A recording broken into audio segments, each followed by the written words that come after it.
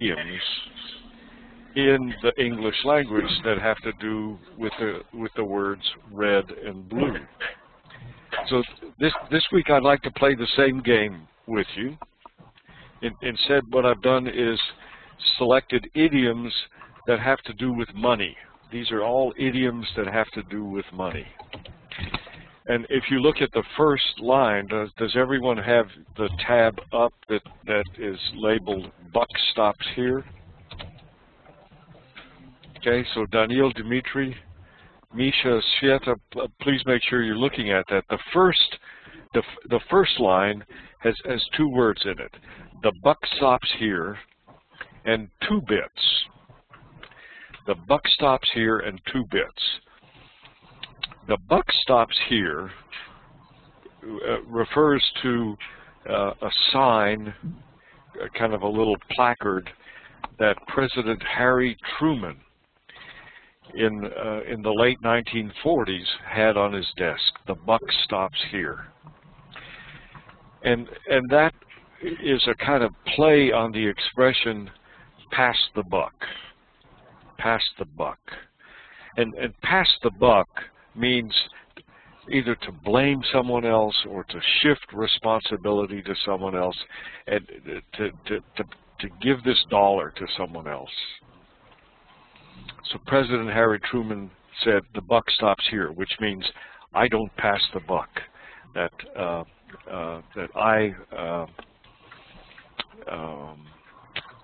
I decide, I take responsibility. The buck stops here. And 2 bits, anyone know what 2 bits is? 2 bits is 25 cents. 25 cents. And I'm not quite sure why it's called 2 bits. 2 bits. Huh? Uh-huh. Okay, so here's your assignment. I want you to take 2 of these terms and look them up very quickly and then tell us what they mean. Misha, yours are the bottom line and my 2 cents. Okay. And Sveta, yours are chicken feed and bread and butter. Okay. Dima, yours are a dime a dozen and deep pockets. And let's see, Daniil, are you still on? Yeah, I'm here. Why don't I? Oh, there you are. Daniil, yours are Dutch treat. Dutch treat and tighten your belt. Okay. Okay, and together we will play with the rest of those, okay?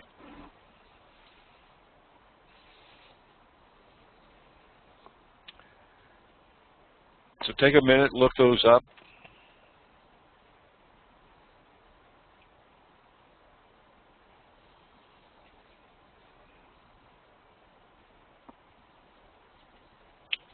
Just a moment, I'll be right back.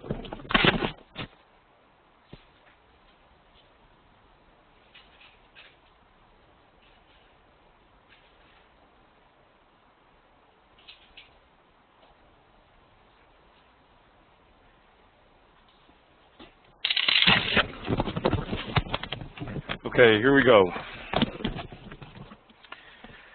Misha, are you ready? Yes, yes. Okay, well, so tell us about the bottom line. The bottom line, this is result.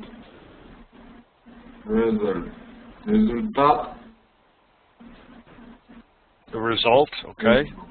Okay. The bottom line. And what does that, in terms of money, we talk about the result, but why is it called the bottom line? Итог.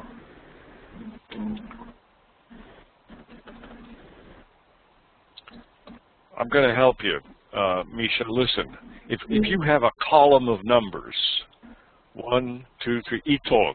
Итог. What is the bottom line? What does itog mean in English? Result. Result, and what else?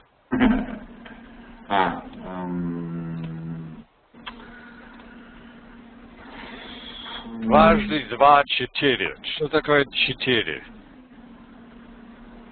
Сумма. Summa. Okay, the summary, the total. Okay, very good. Okay, so say that again.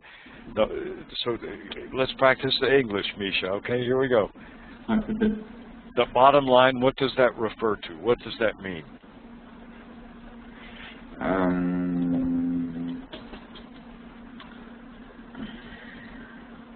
You just said it. Summary or total, right? Показатель. Сейчас. Total. Okay, we'll go with that. Okay. Okay, Misha, what is my 2 cents? What does that mean? I don't know. You don't know. Does anyone know? Here's 1 cent. Ну, есть, я понял, 2 цента, окей, есть. 2 cents. Okay, so what does that mean? Что это означает? What does it mean? What does it mean in language? My 2 cents. Professor Marston, what's your 2 cents on this? Well, I think this is a very interesting list of words, and it's my opinion that they're very common expressions in our language to communicate ideas. Okay. Now, did all of you catch what she said? My 2 cents? My 2 cents. Maybe that means savings. Say that again. My opinion. My opinion. My opinion. She said, "Well, that's my 2 cents. I think that Barack Obama is a great president. That's my 2 cents. My opinion. My 2 cents. My opinion." Okay. Okay? Okay. So it's not really anything to do with money, except that this is what I will contribute. I'll contribute a small idea, 2 cents worth. Okay, Misha, good job. Good job. Okay, Sveta, chicken feed and bread and butter. Chicken feed, it means a small amount of money. For instance, money that is paid for a job. Okay, chicken feed is a small amount of money. Yes. Okay. And it's called that. Do you know why? No. It doesn't cost much. And it's definitely a small amount what it takes to feed a chicken. So it's almost insignificant. A chicken feed is a very small amount of money. A very small amount of money. A trip to let's see, if the generals are talking and one general says, "Oh, I need another tank," the second general will say, "What does a tank cost?" A tank costs $5 million. And the other general will say, $5 million? Oh, that's chicken feed. Oh, that's chicken feed. It's a small amount of money. It's all relative. Okay, Sveta, good. What about bread and butter? Bread and butter, that is a person's livelihood or main source of income. Right, main source of income. Teaching Russian is my bread and butter. Being a lawyer is your bread and butter. It's your source of income. Good, very nice. Okay, Dima, a dime a dozen.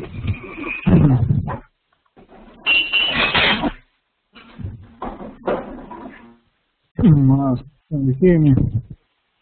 How we hear you? Yeah. A dime a dozen. Can you hear me? Yes. Yes. We hear. A dime a dozen. It's something which is low cost of something. It's low cost. Okay. Low cost. There, chicken feed, a dime a dozen. Very common. Good. And how about deep pockets?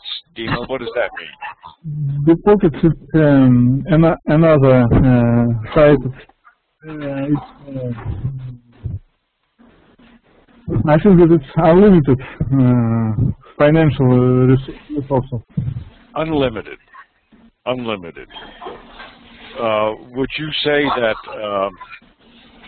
Would you say that Mitt Romney is a deep pockets?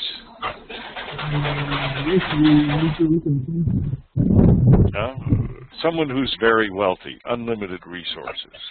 Good, good. And Daniel. Yeah. Daniel, what is Dutch treat?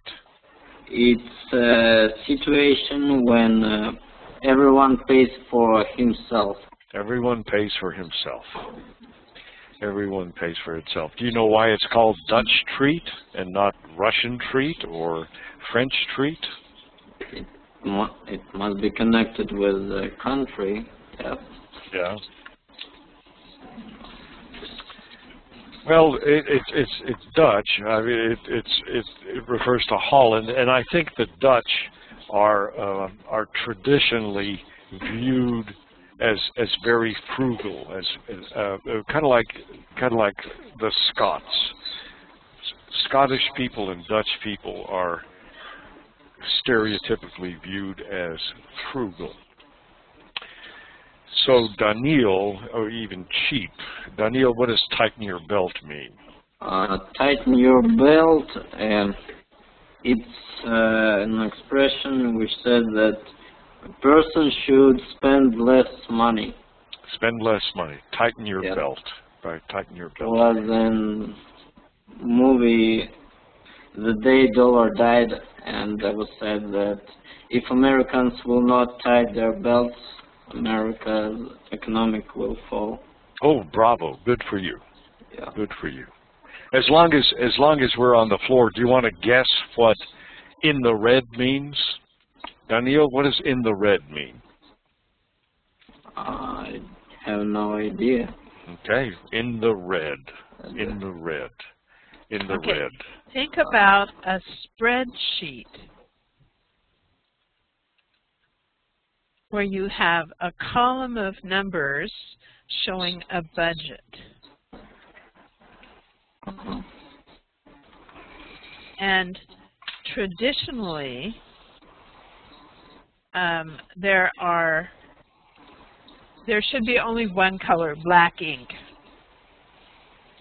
This would have been a good expression to talk about last week when we were talking about red and blue. And negative numbers, that is, if you're what we call in the hole, if you spend more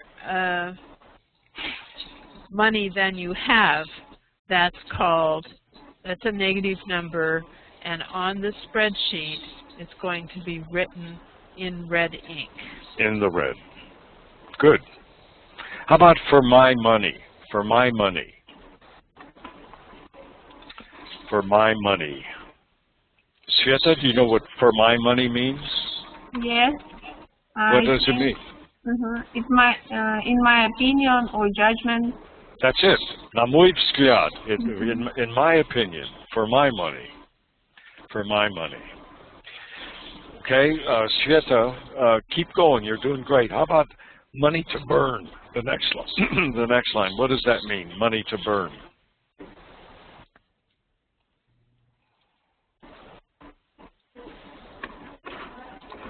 Probably when you have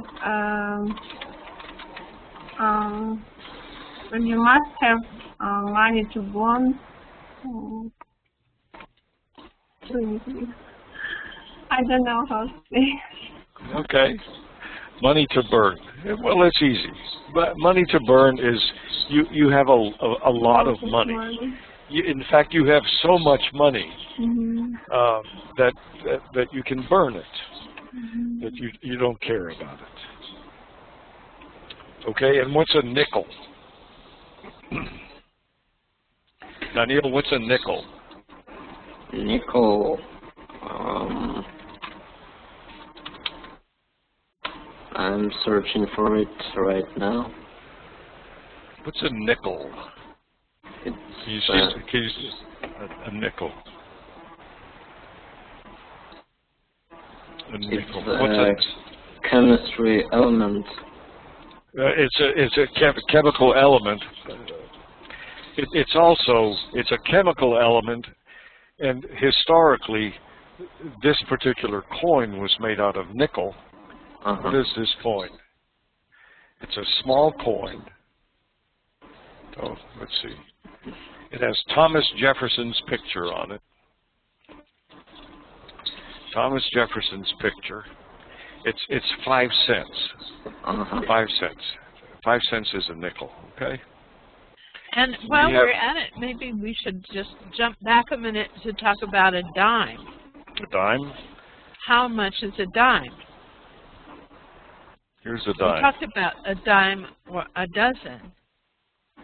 But what is the value of a dime? What's a dime? Misha, how much is a dime?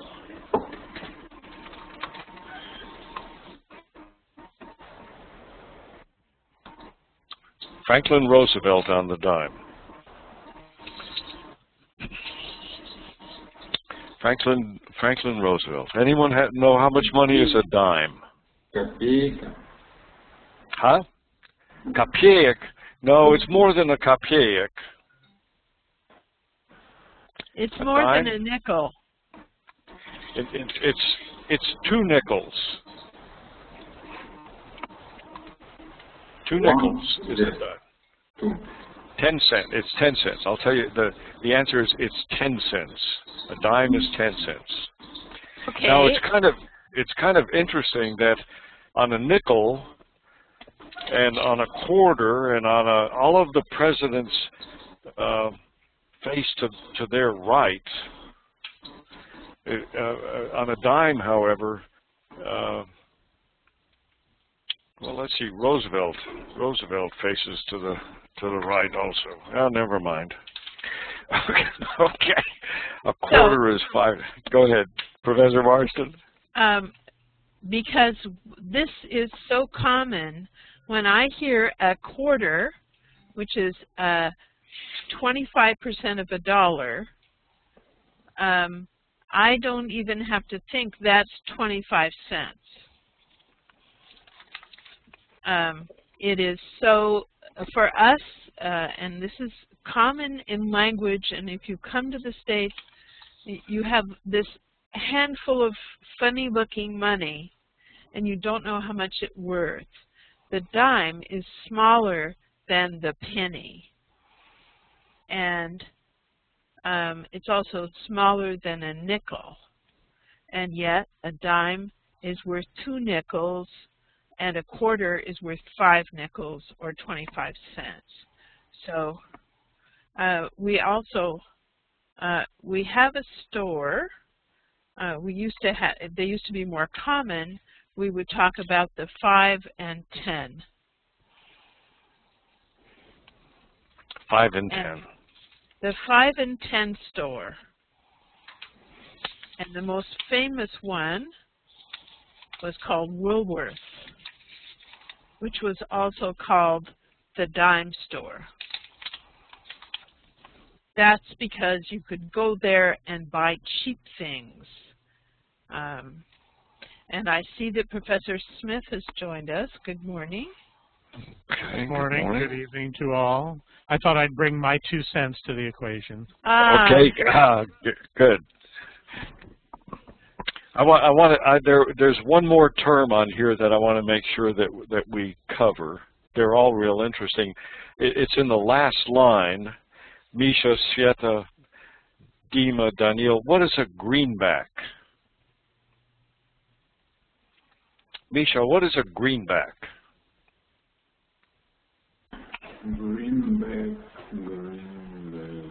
Greenback.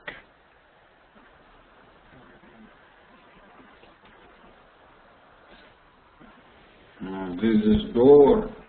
Dollar. So here's a dollar, and with a picture of a president there, and the back is what color? Green. Green. Greenback. So a greenback means money. Money. Any kind of paper money. And they're all green on the back. Here's a 5, another president's picture, and a greenback. They're called greenbacks. Professor Marston? I have a song running in my head, one line, so indulge me here. I don't give a damn about a greenback dollar. Spend it as fast as I can. That's all. Bravo. Wow. Bravo. All right. Well, that was all on the house. And let us move then directly to Big Bird, and he's with 2 small children, and someone has given him a sign that says, "We'll work for food." What does this sign mean?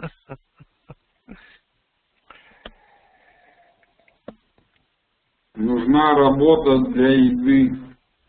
It means that he's so poor that he doesn't need money, he just needs food to survive. Or he's happy to work for food, he doesn't need to be paid money. Yeah. It's not necessarily that he doesn't need it. We all seem to need money. Okay, so he's unemployed in this picture. He doesn't have a job. If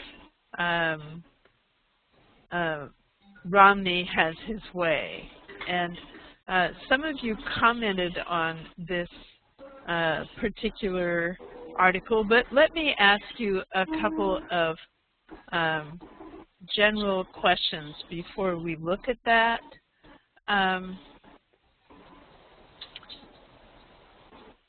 What is, okay, this is Big Bird. We've gotten that established. And why is it that Big Bird is in the election news?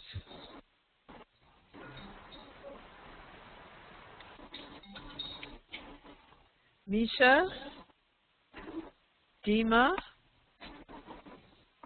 Sveta? Daniil? Why? The big yellow bird, as I understood, the Sesame Street is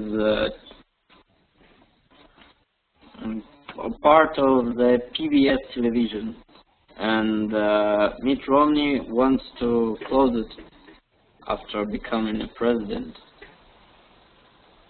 And do you know how this came up?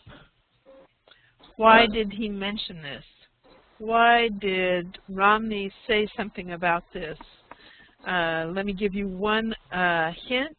He was asked how he was going to pay for for the big tax cuts that he's proposing.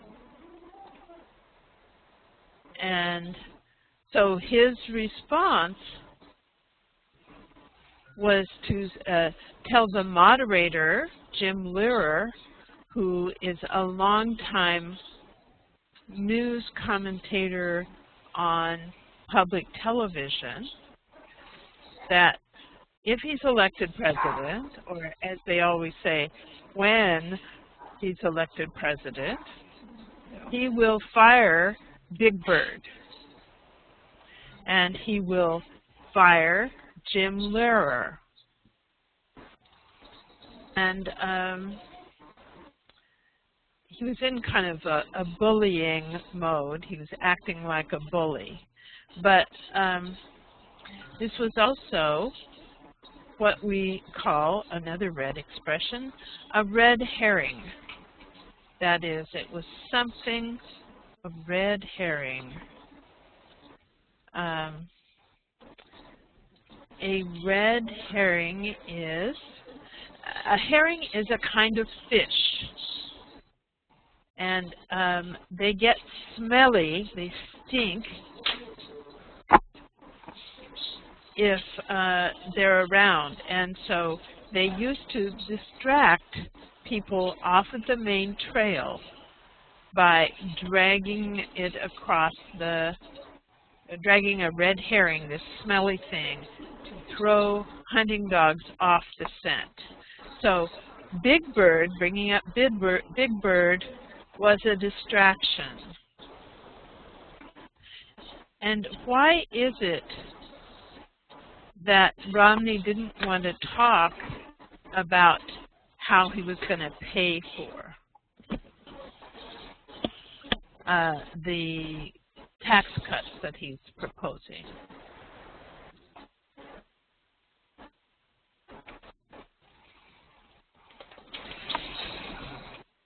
Okay, that's a hard question.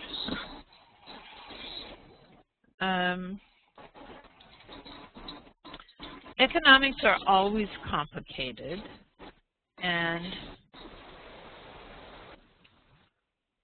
so the question is, why did Romney not want to talk about budget cuts?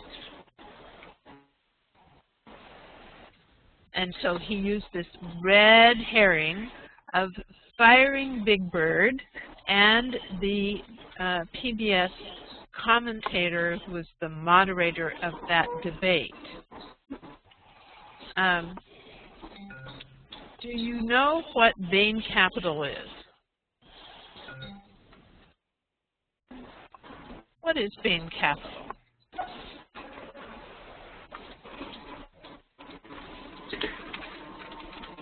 It has something to do with Romney. Romney, during the debate, promised to stop public funding PBS.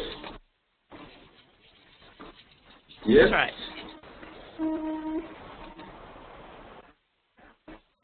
That's right, Nisha. Is it a significant part of the federal budget? Does it amount to a lot of money, or is it chicken feed? Big bird feed, as it were.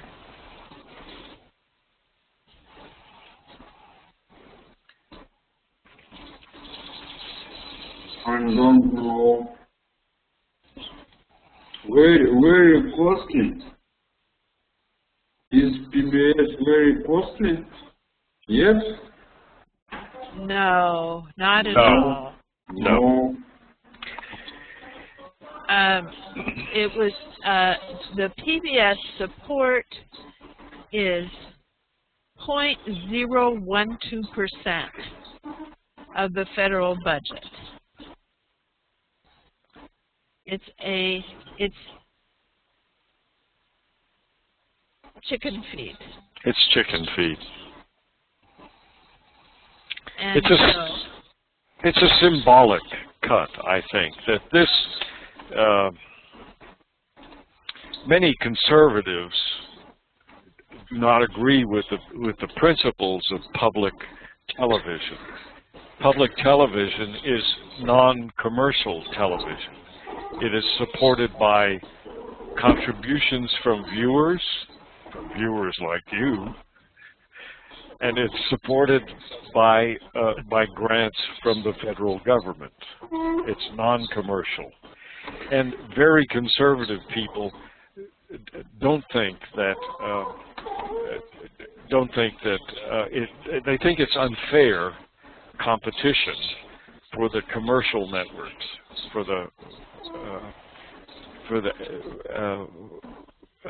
the paying networks. Many of So them it's think PBS is very liberal too, right? That's true. So, so this is a tiny part of the budget, a tiny part, but it was a great distractor from the problem of the budget. And the budget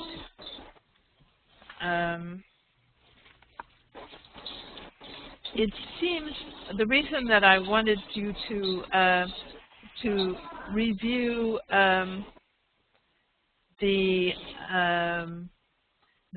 story of FDR, Franklin Delano Roosevelt. You may not remember that I come from a very conservative family. My brother, who's now 76, does not know that I have been a lifelong Democrat. And when I was growing up, I thought FDR's first name was S.O.B. because my dad always called him S.O.B. FDR. And I thought that was his name. My father hated Franklin Delano Roosevelt. And S.O.B. stands for son of a bitch. It's not a compliment. It's She kind has of a put the quaint Russian expression. there for you too. Actually, Professor Marston, the same expression occurs in Russian. Yes, it does. Sukin Singh.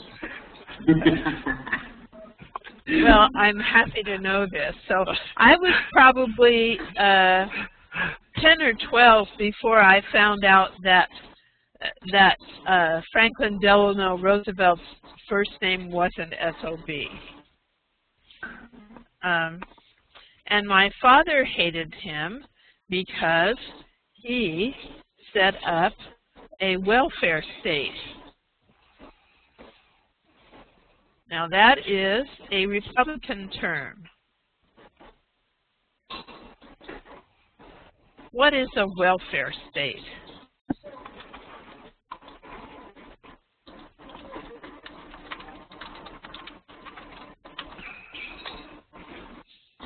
The Democrats would talk about the same phenomenon as being part of a safety net.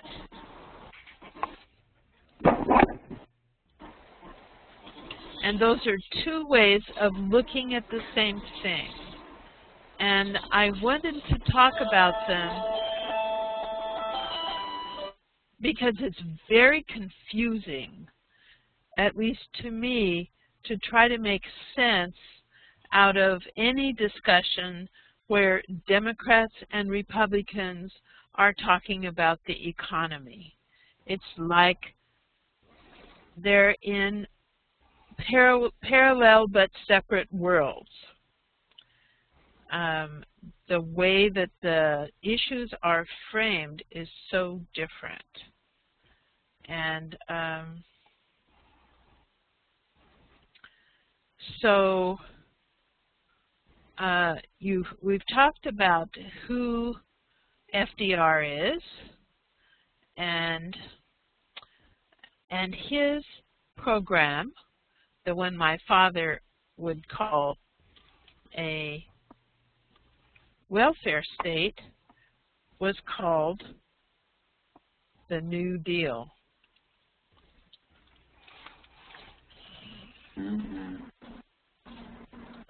And those ideas were strengthened and updated by LBJ, another president, and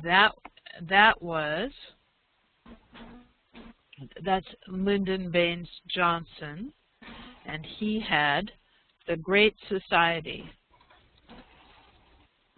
And the idea is, as Obama says, there are some things that we do better together than as individuals. And then the legacy continues with the health free health program.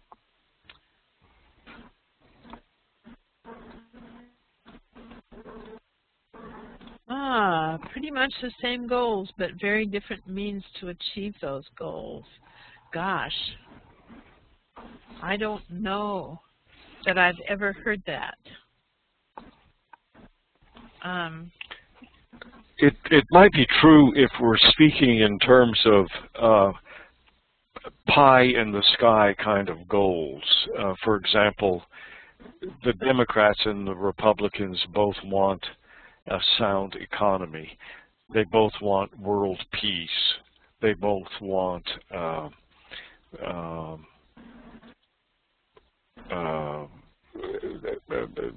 those kinds of things. But those are so general, I think, that they're essentially meaningless. They sound good. Those are the kind of motherhood and apple pie. They both want America to grow and prosper. Yes. Yeah. Motherhood and apple pie. Motherhood and apple pie. That's life is good. So I guess that, you know, I'm pretty ignorant about sports. And so you've mentioned LeBron James, whom I'm now informed is a professional basketball player. This is news to me, sorry. I live in a parallel universe. Can you tell me, Daniel, why you mentioned him? We're talking about LBJ, and it's... Oh. Oh, Lyndon Baines Johnson. From Texas, we should add.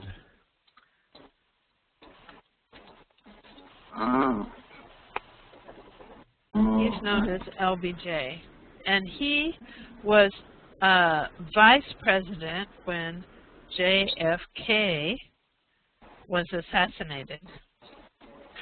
There's a tendency in at least in recent American history to refer to presidents by their initials. You have LBJ, JFK, RMN.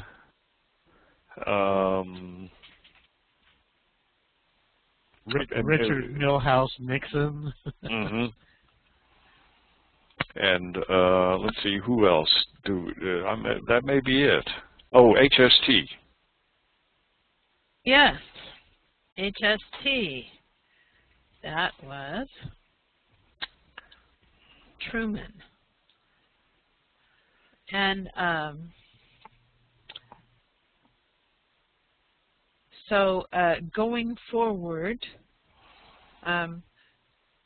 do you know what Romney Care is?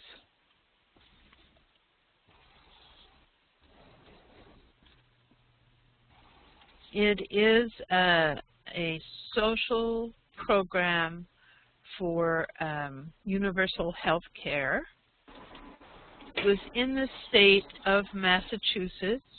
Why is it called Romneycare?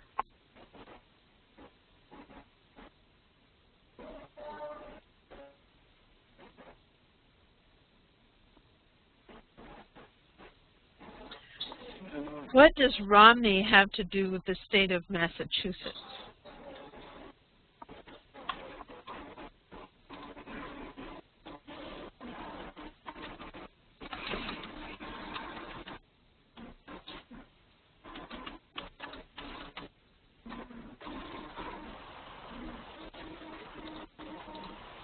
Somebody look up Romneycare real quick.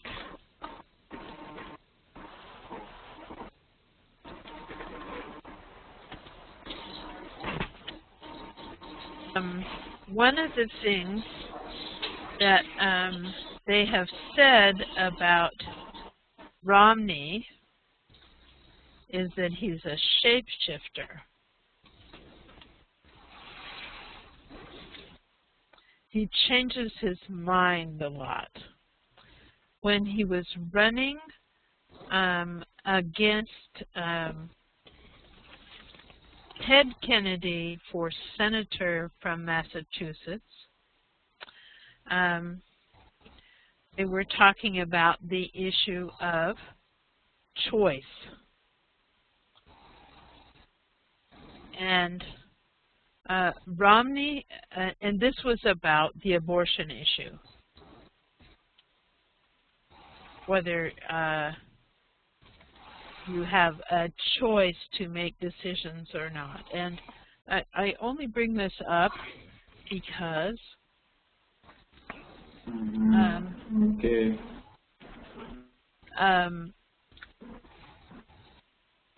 Ted Kennedy was a firm believer in choice, pro-choice. And because Romney is noted for changing his position frequently, he was accused by Ted Kennedy of being not pro-choice or pro-life, but multiple choice, because he changed his mind so often. And so, yes, the question of the hour was, which Romney said that?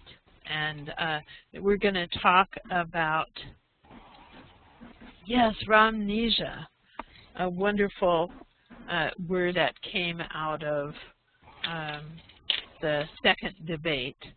And it's, what does it put together? What is the word that goes with Romney that, if you split it apart, would give you Romnesia?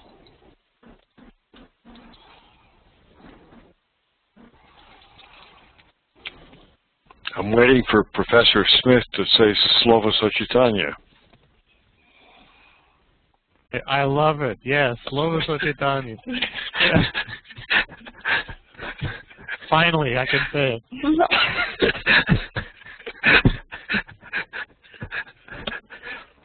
And there have been several Slovo Sochitanya. Joe Biden talked about a sketchy deal. So,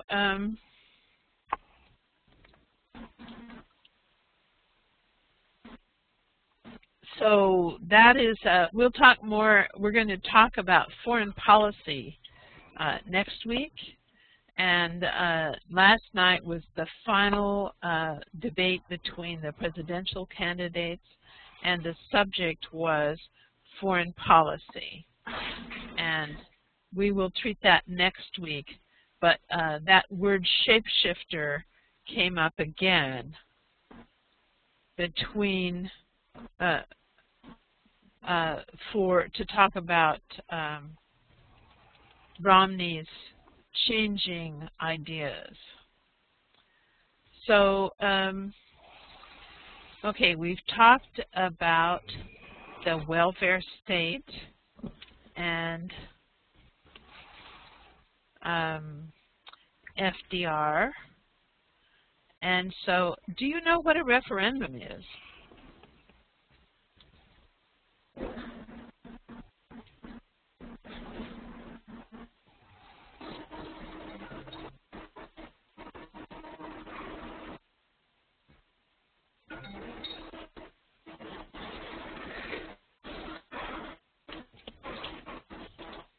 Daniel, I expect it was on Euronews. I don't read that source, but I follow the French news, and they were full of information about this foreign policy debate. And so, Daniel, can you tell us what struck you, what interested you from the report? It wasn't a report, it was a debate online.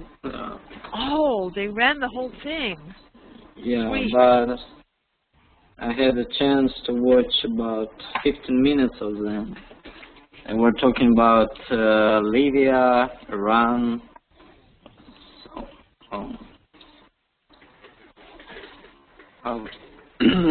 Obama was attacking Mitt Romney. Mm-hmm. Yes, that's true. So we will return to that topic next week. And were you able to understand the language in the debate, Danina? About 90% of speech. Yeah, it wasn't so hard.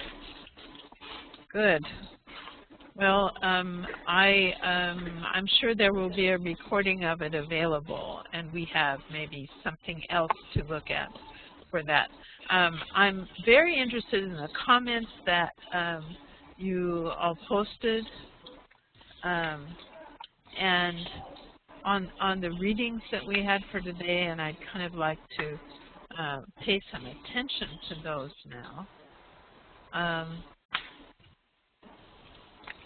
Let's see if I can find them. On the Moodle.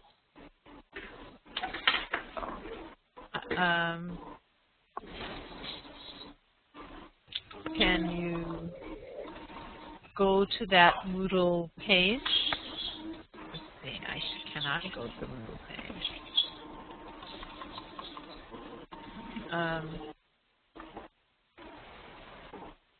It's called Economic Issues. And let's see. Daniel? Yeah. You were the first one to post, I believe. And would you like to either read what you wrote or summarize what you said? Summarize. I said everything I think about this, about his politics, and I got nothing to say anymore. I just can repeat what I wrote. Okay, why don't you do that? Because and then we'll talk about it a little bit, what you wrote. Oh. Okay, I wrote that I got two theories about Mitt Romney's politics, and first is a theory about working for free, that all civil servants should work for free, and that's where they will get all that money to solve the problems with debt, with social guarantees, and everything else. And the second one was about December 21st, about the end of the world, apocalypse, and I think that Romney may believe in this kind of stuff, and he wants to make a big party for every American. At least every wealthy American.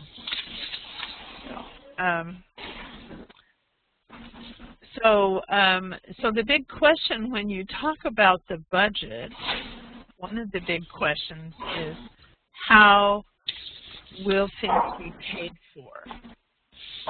And so how is he planning to pay for it? Does anyone have an idea? Dima, Fieta, Misha? How's he going to pay for what he wants to do, which is mainly tax cuts?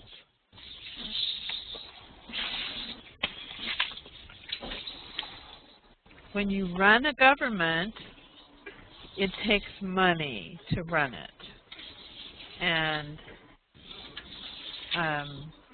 that's where revenue, usually from taxes, comes in.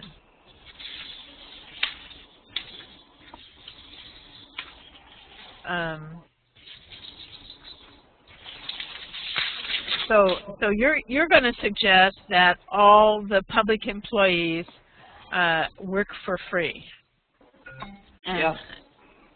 And actually, that's truer than you might know, because public employees all over the country, not necessarily federal employees, but state employees and other public employees like teachers and police and firemen have been either gotten pay cuts or been fired.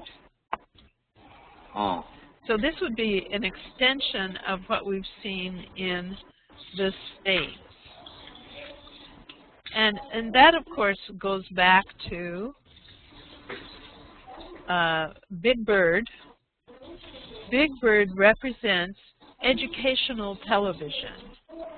Television carefully crafted to help children get a basic education, literacy about how things work before they go to school. It's a preschool show. And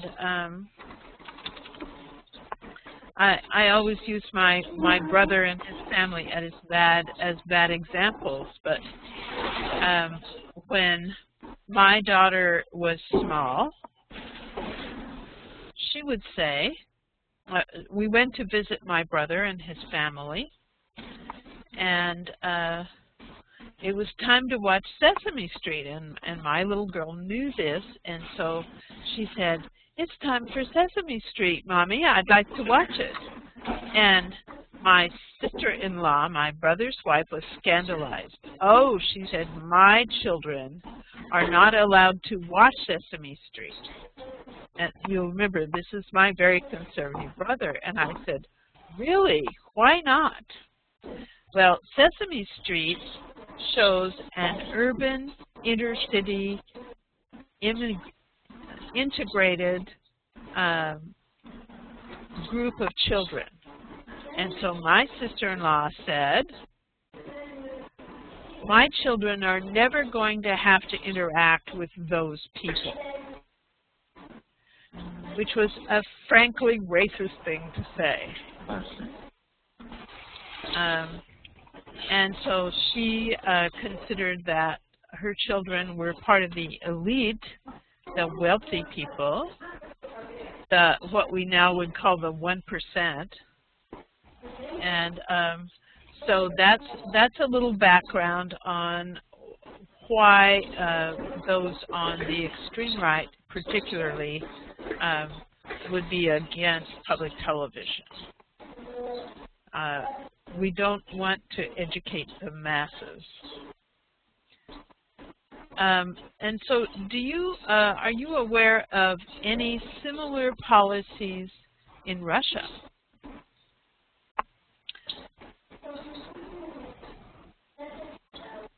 I know you have quite a multicultural society.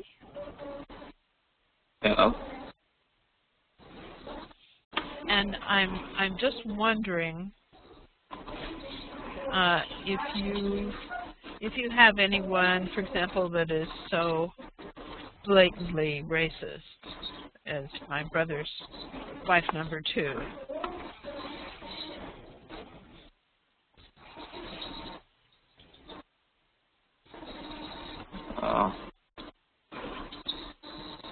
What does it mean, similar policies? Just Professor Smith? don't get it. Okay, similar means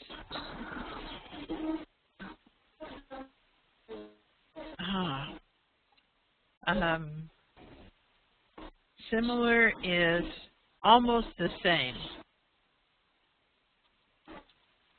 Okay.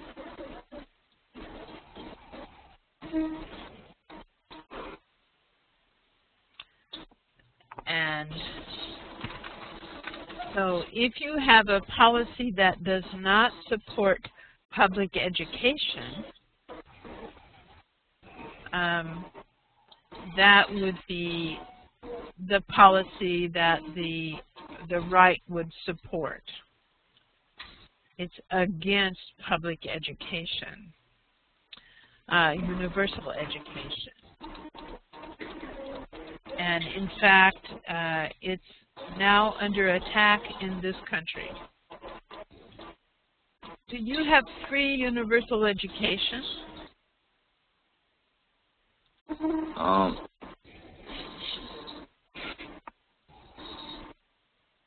Free universal. Okay, universal means it's for everybody. Yeah, but the higher education is not free, but all the rest of them is free for us. So the basic education is free, Yeah, and that's the same. That would be the same in this country. You get a free public education through grade 12. And then if you wish to go to college, you have to pay for it yourself. Or there are scholarships. Yeah. That's the way it is. So you might get a scholarship for studying abroad. I mean, for studying in college. I do have my scholarship, and yep. But to have one, you have to get only excellent marks in university, and if you won't, you will lose that scholarship. Oh, so, and that is also true for many scholarships here. If they're merit-based, that is, you have to perform well. So, Professor Shostakov has written in the chat, when I was at school, I didn't realize that a lot of my classmates were of very different ethnic origins. Because in the Soviet Union, ethnic diversity was a taboo subject. And later I realized there were Tatars, Jews, Germans, Ukrainians in my class. So I'd like to know, are you aware of diverse ethnic groups in your city, in Omsk? Yeah, we do have a lot of ethnic groups, and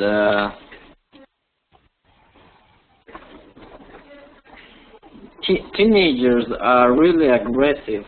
The teenagers who have come from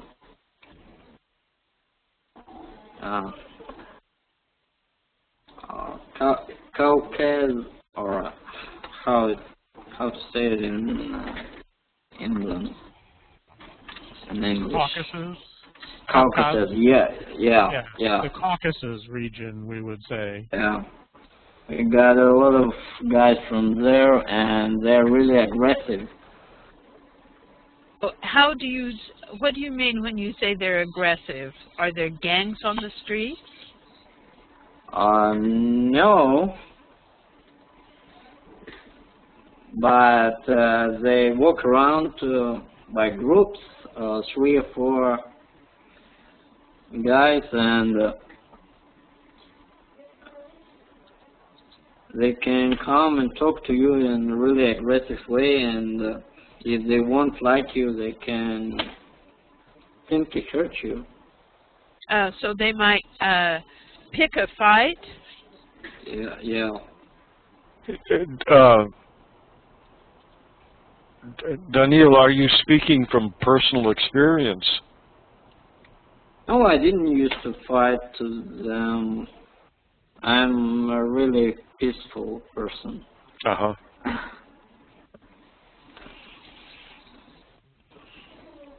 And so besides the people from the Caucasus, what other distinct ethnic groups are you aware of?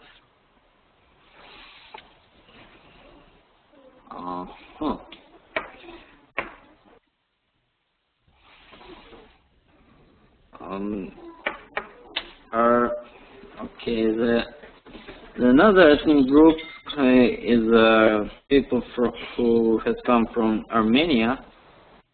Mm-hmm. You know, yep. They don't used to act aggressive, but they got another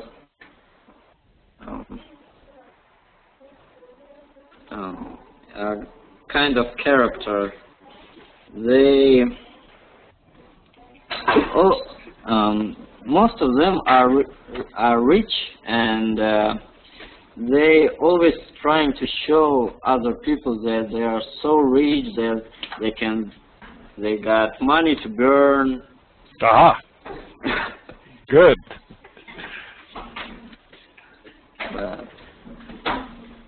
But actually, they don't have their own opinion, and it's not a nice time spending talking to them, if you understand what I mean. Mm-hmm. Well, can someone else talk about the ethnic groups that you know about? Sveta?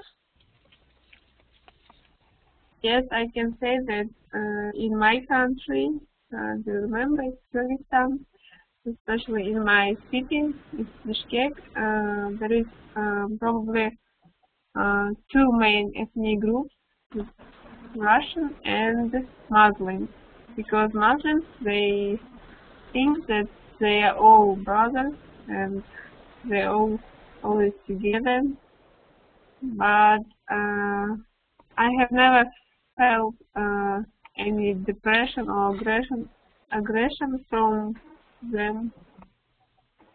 I think that quite normal and people. And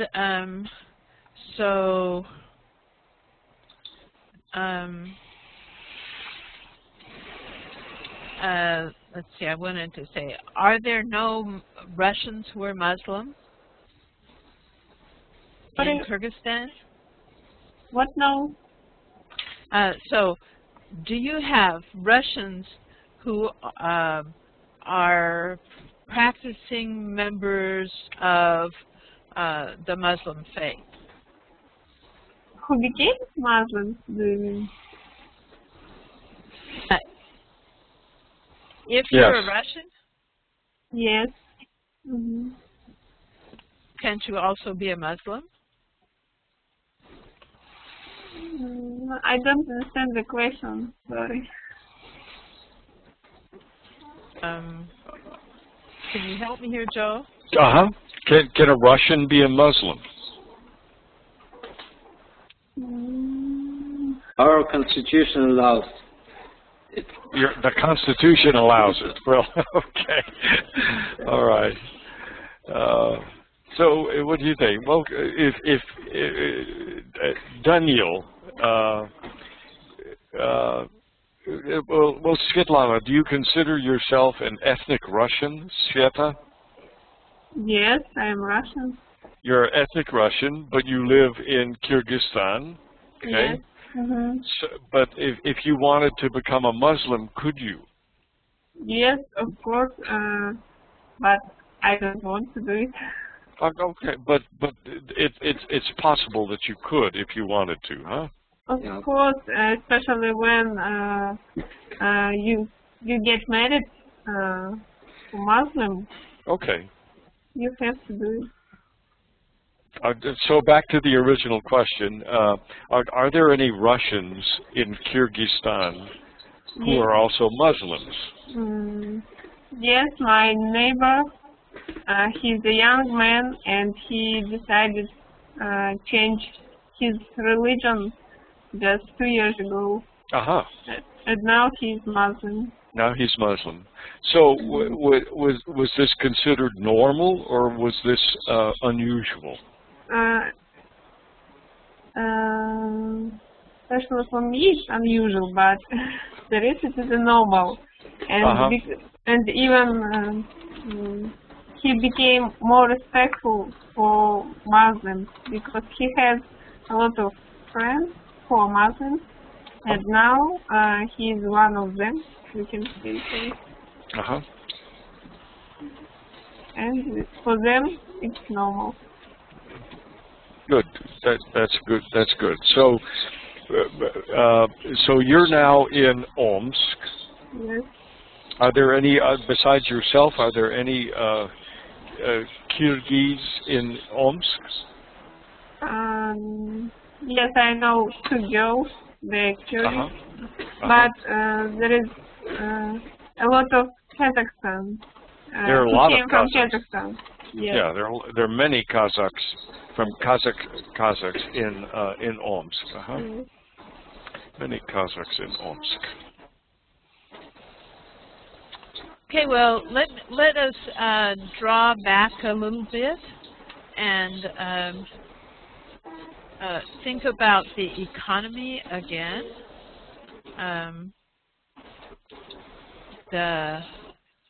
I think that what we've gotten very quickly to one really important issue, and I wonder, while we have you, Sveta, would you care to either read or comment on what you wrote in the Moodle?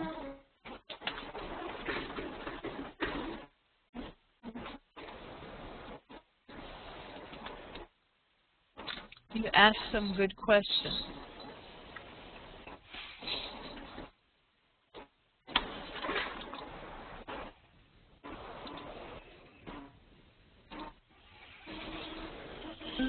I've done some review about the whole situation and written it.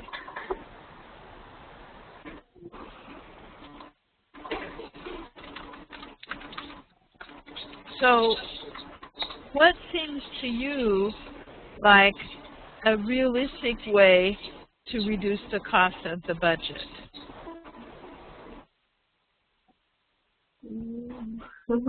Difficult question. I don't know. But you don't think that Romney has the right answer?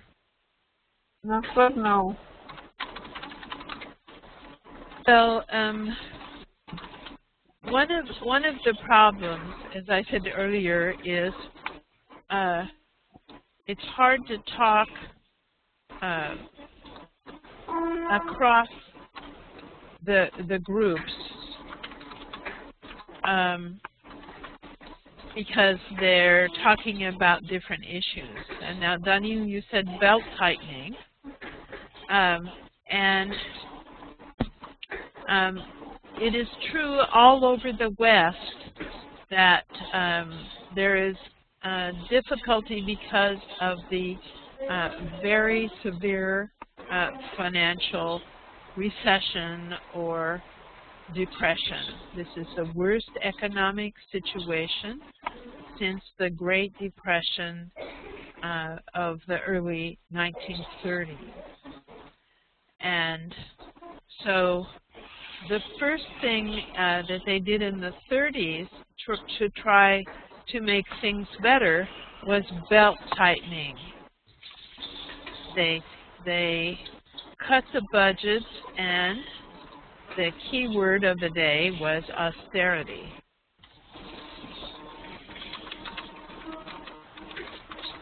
And that didn't really work out.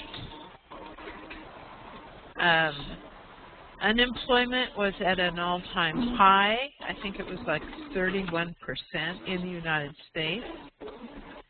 And then along came that SOB FDR, and he had the New Deal. And at the basis of his ideas was economic stimulus. In order to deal with that high unemployment, what they wanted to do was get people back to work. That would help with the homeless and the unemployed.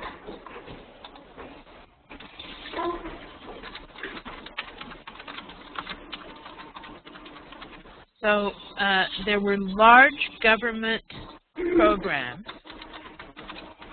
One was called the WPA, and one was called the CCC. And they were programs for public works.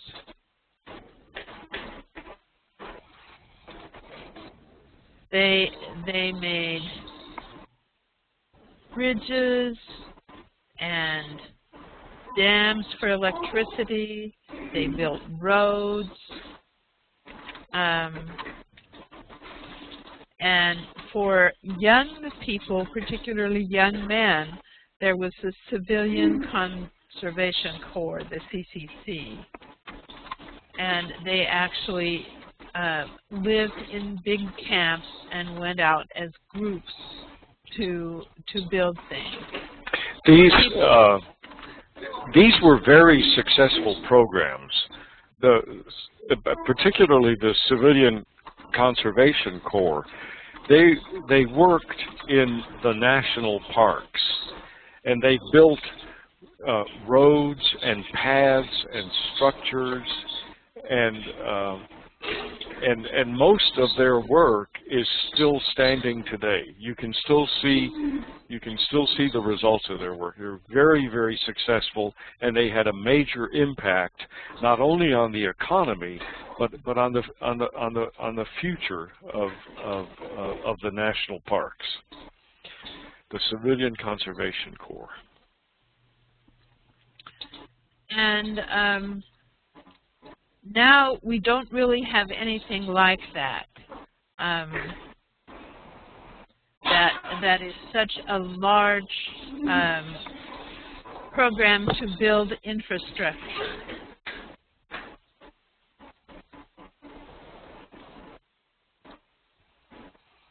If I can spell infrastructure. I've got it up. Just hang on a second. Roads, sewers. So that would be a public response.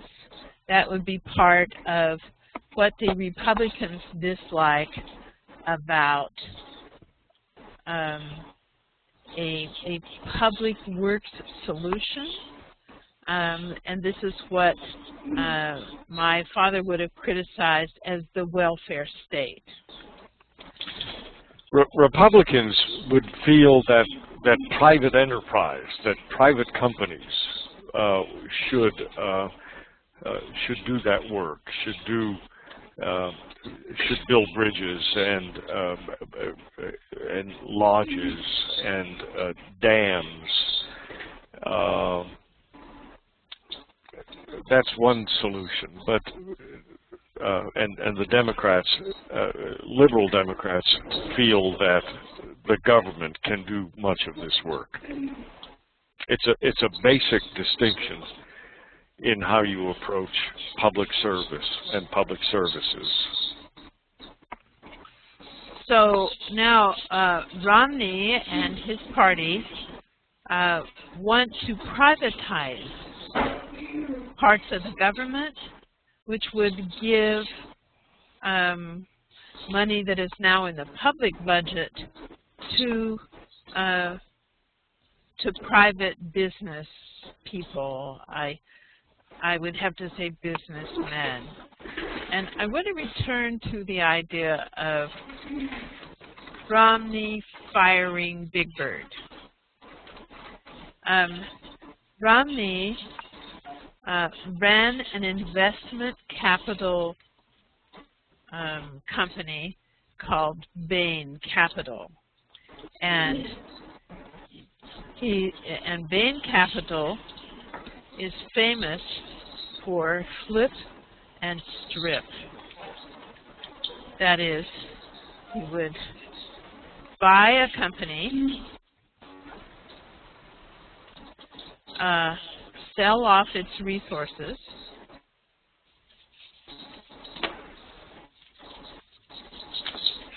and then dump it.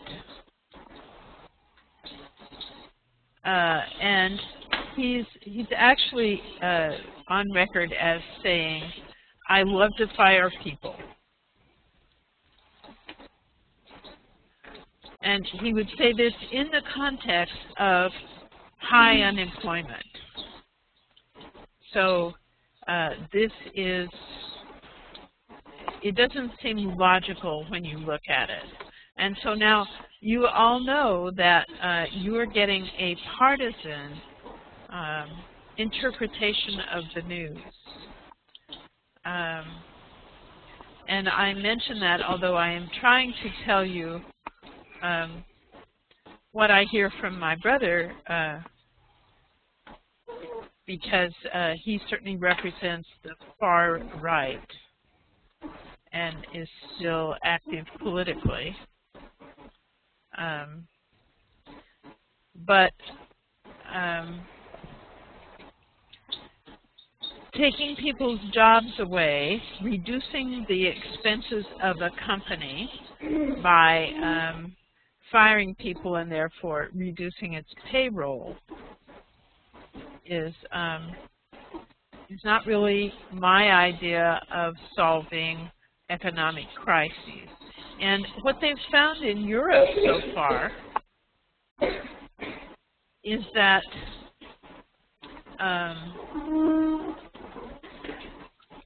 austerianism, an austere approach, is not helping things. But so far, the Euro nations have not been willing to commit to doing anything about stimulus, which is the other approach. And there are those of us who think that Obama has been very timid with stimulus as well. So there's lots more to say about this. And however, next week we're going to talk about foreign policy, and I will do my best to get your readings to you by, let's see, that would be Sunday morning your time. That's my goal. And you will have some things to read and comment on. Does anyone else have a comment about anything or a question about anything we've talked about today? I can say that today's morning in debates, Mitt Romney was talking about helping small businesses, and but Obama said that what Romney means is helping people like Obama and Romney himself, but not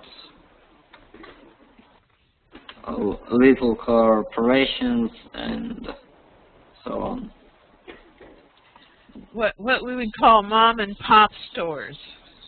Yeah. That would be a small business, maybe run by a couple. That's what I think of when I think of small business. And what Romney thinks of a small business is Bain Capital. And he had a lot of money from his family, like $35 million to establish his company, which that kind of capital to launch a business is really nice work if you can get it, but most people can't. So yes, there are basic differences in definitions, and so one of the interesting things about this is the language is so key, and people do so many different things with language.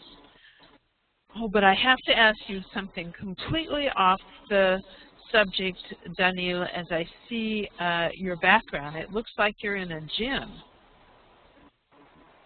No, it's my room. I got the bench, but it's my room. Oh, okay. Just thought I'd ask. Well, thank you very much. This has been a good session. You've done well, and I look forward to talking to you again next week. Okay. Thank you. Goodbye. Thank you all. Thank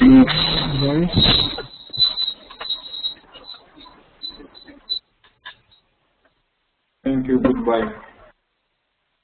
Misha, thank you. Good job today.